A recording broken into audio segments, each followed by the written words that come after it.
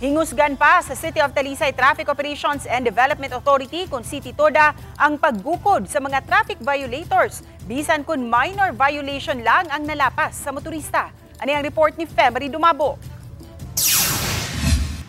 Subay sa kasaulugan sa Road Safety Month, gipahinumduman ni Joy Tumulak, hepe sa City Toda ang mga motorista o mga driver nga angayang magmatngon o magbinantayon sa pagmaneho. Yang gipaybaw nga ang malambigit sa bisan unsang traffic violations bisan kung nagkasabot na ang duha ka habig ipaubos gihapon nila sa seminar. Padayon gihapon ang ato ang pagpanakop sa mga traffic violator.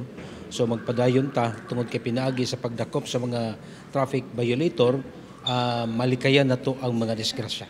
Pahimangnuan gani dunay mga dinakpan nga dili dayon nato isuhag ticket, pero ato ni silang pahimangnuan nga katong ilang gibuhat usa ka risgo og delikado kayo sa disgrasya. Sama na lang ni ini mga nahulikam sa Cebu South Coastal Road sa Talisay City. Apan bisan kun minor incident ang aksidente apan dili angayang mukumpiyansa.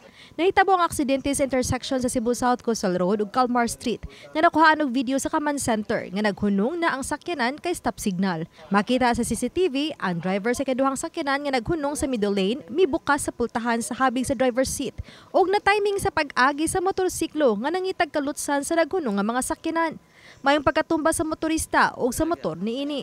Laing nahulikam ang disgrasya dihang natumba ang siklista human masaghiri sa paliko nga SUV. Matod pa nga wa mabantay ang siklista nga naa sa may blind spot. Ato lagi yung isod sa tungod na kita nga mga nagmaneho sa mga sakyanan nga kanunay ta nga magbinantayon sa atong pagmaneho ilabi na gyud og moabot ta sa mga intersection.